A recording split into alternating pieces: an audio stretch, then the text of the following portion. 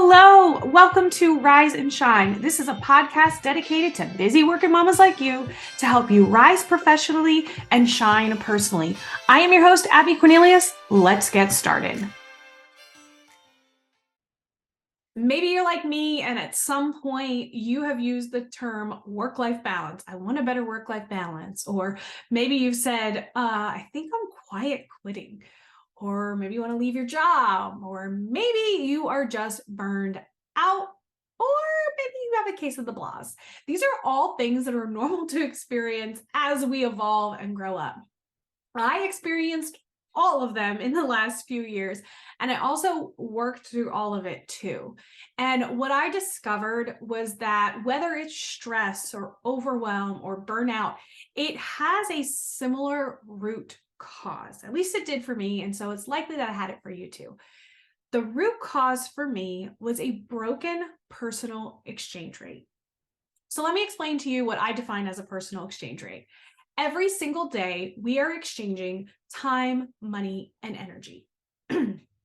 You can give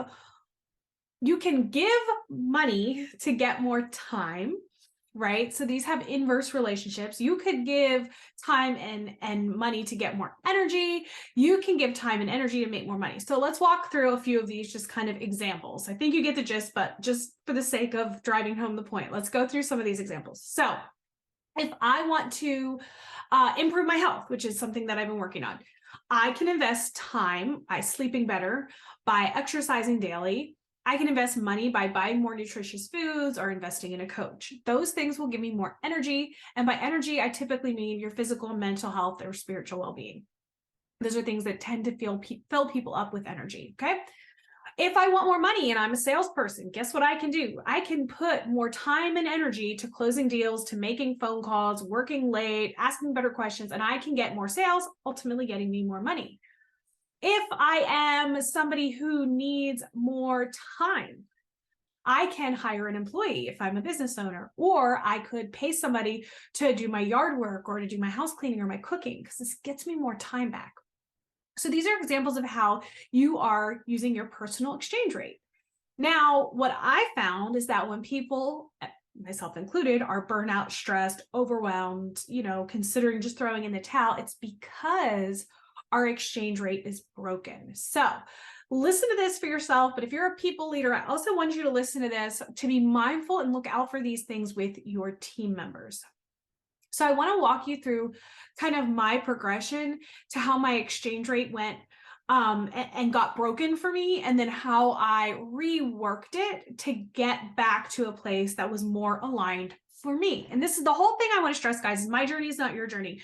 I'm just going to share mine and hope that you can create parallels and figure out what you value most and realign your personal exchange rate to match it. Because I was misaligned with a broken exchange rate. So let's make that clear. Burnout, stress, overwhelm, quitting, all of these things were a function of a broken exchange rate. So when I was new in my career, I was in sales. It was a full commission job, which can by default be stressful. But for me, personally, I loved that I could put more time and energy in and I could get more money. It was this great, masterful thing that felt amazing to be able to get more efficient with my time, ask better questions, do all these things, and boom, I'd make more money. Boom, I'd get another sale. Boom, I'd help another family. That would give me more energy. Like, it was a really great exchange rate for me. And I think most people who are in sales, they thrive on that exchange rate. Yes, commission is stressful. Yes, not knowing where your paycheck coming from is stressful, but when the work that you're doing is giving you energy and it's giving you money and you can invest time and a little bit of energy to get all that back, it is so worth it. It's what I like to call the juice being worth the squeeze. Maybe you saw the early 2000s movie, The Girl Next Door. It's where I heard this quote for the first time and it's just stuck with me. And it's just that acknowledgement that anything good, anything great that comes into our life does often have a counterpart. And the people who go for the big, great, crazy things are those who are willing to let the squeeze happen because the juice is worth the squeeze. So for me in sales, the squeeze of full commission, the squeeze of working weekends, the squeeze of missing out on stuff with family and friends was worth it because the job and the work that I was doing was energizing me and it was giving me a really great financial win. the juice was worth the squeeze. When I transitioned into being a leader, my exchange rate changed. I was no longer able to put more time and energy in to increase my pay because my pay was a little bit more fixed. And so I, in turn, was able to reduce my time in some capacities because I didn't have to sit in a model home anymore. I had a little bit more flexibility with my time. I wouldn't say it was a huge time win, but it was a little bit more flexibility there, which was great for me as a new parent. I needed that. So that new exchange rate matched.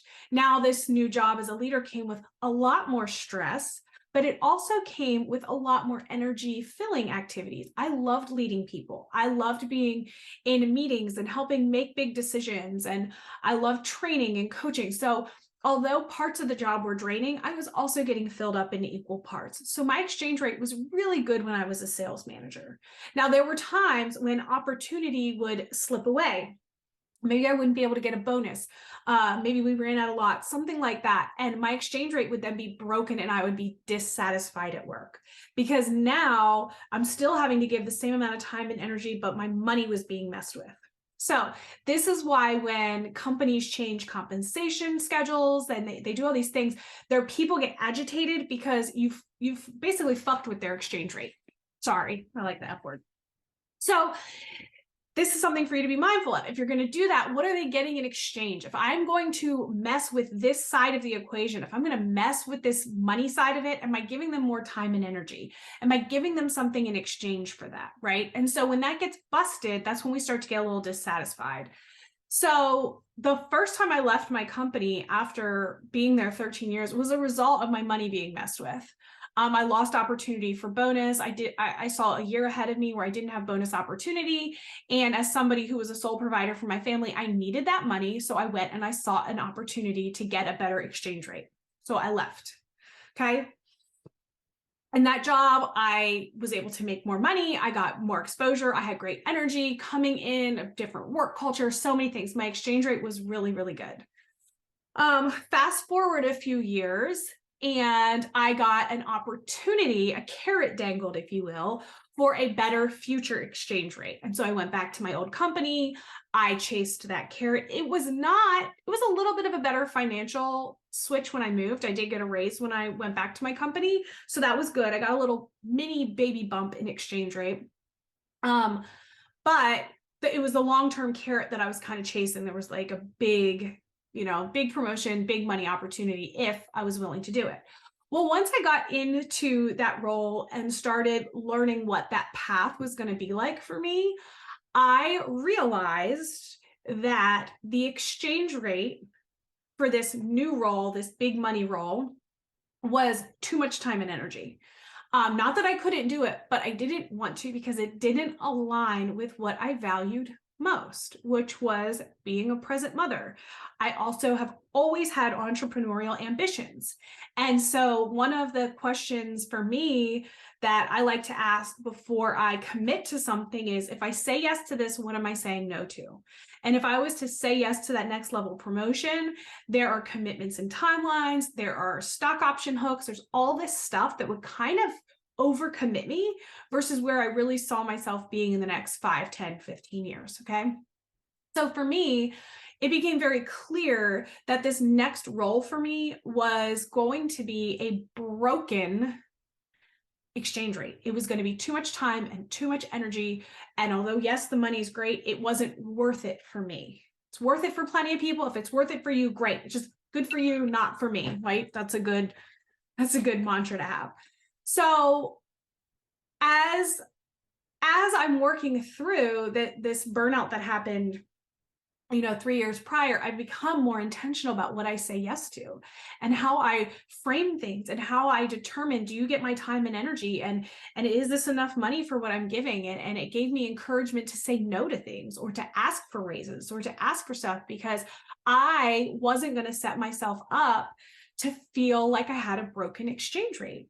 And so what ultimately led to me leaving my corporate job was I knew that I wanted more time and energy in my life. I wanted more joy. I wanted more excitement. I wanted less stress over things that were seemingly unimportant, things that I didn't value. I like to call them non-value aligned activities. I was spending a lot of time on non-value aligned activities versus value aligned activities like events with friends and family, taking care of my health, exploring hobbies, learning, growing, challenging myself. I felt very much stuck in a rut and a low energy zone that was taking an enormous amount of my time.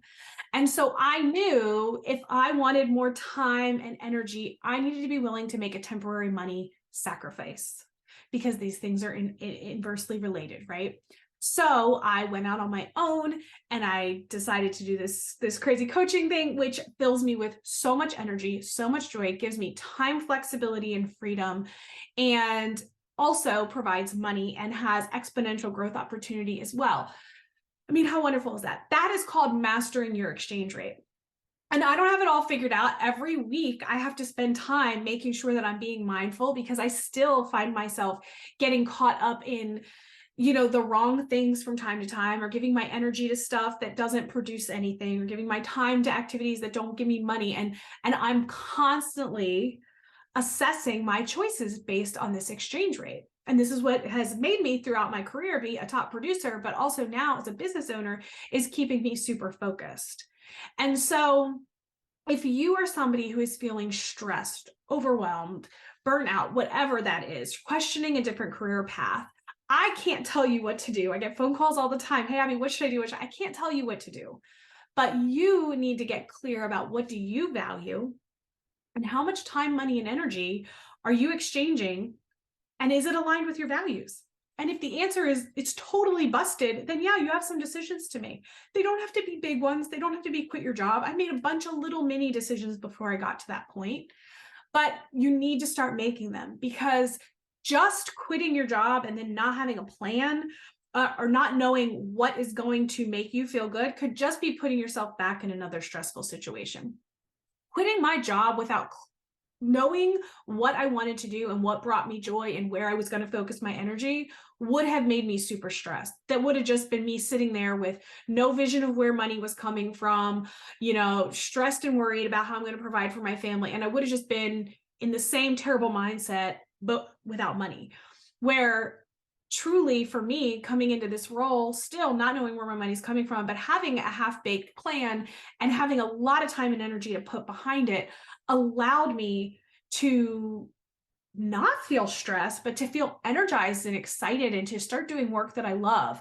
And I think a lot of outsiders probably look at my situation like, oh my gosh, that's so stressful, Abby. Like, you were sole provider and we just walked away from everything. I know I got a lot of like crazy phone calls and texts being like, how are you guys going to make it? And whatever. And it's like, yes, it is stressful. It is scary, but it's also beautiful to do what you love. It is beautiful to find a way to monetize a passion. It is beautiful to find the ability to see my kids off every morning and get them off the bus every afternoon. It's a blessing.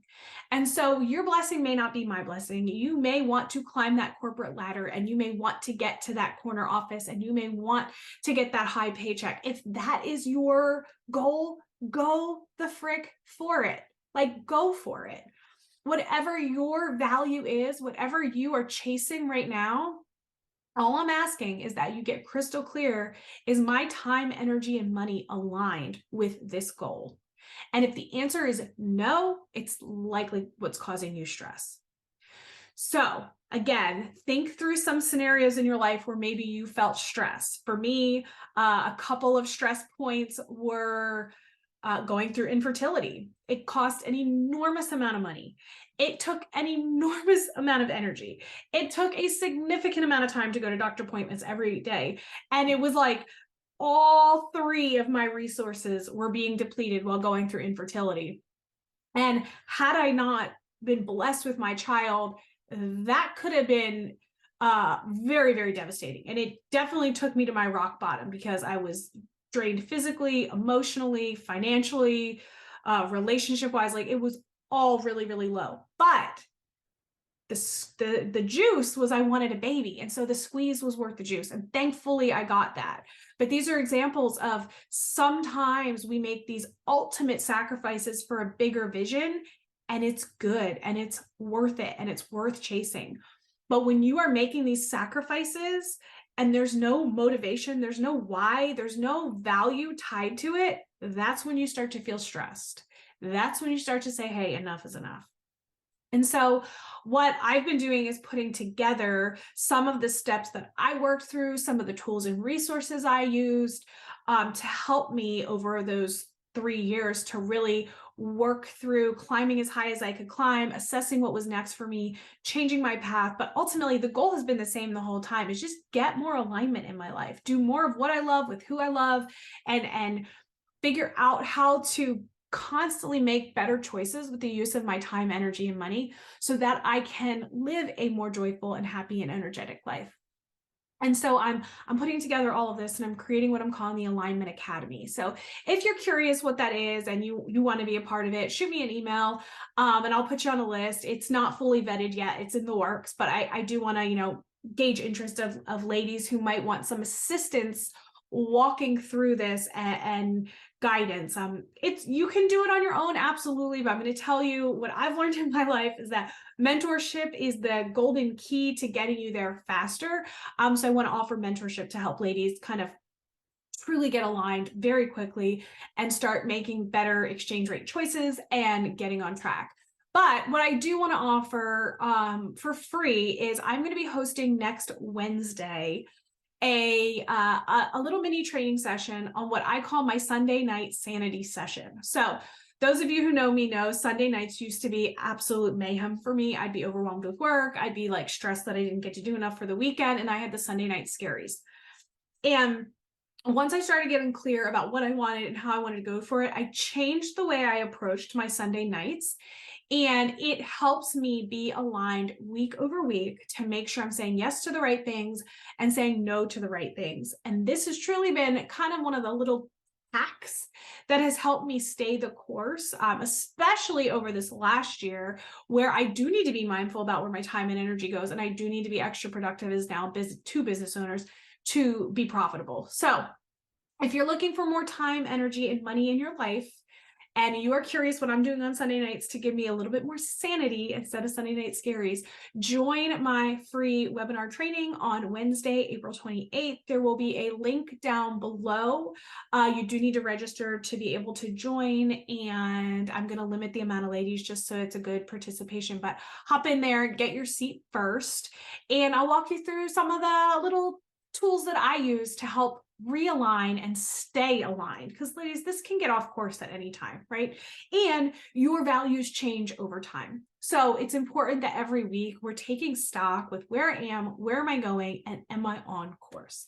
I want to help you live a more aligned life. I want to help you get more time, more energy, and more money. And this is one of the tools that helps me do that. So like I said, click below in the show notes, register to join the Sunday night sanity session. I hope that this episode helped you gain a little bit more insights into why you may be feeling stress in your life so that you can help course correct and get more realigned. All right, bye for now. See you next week. Go shine.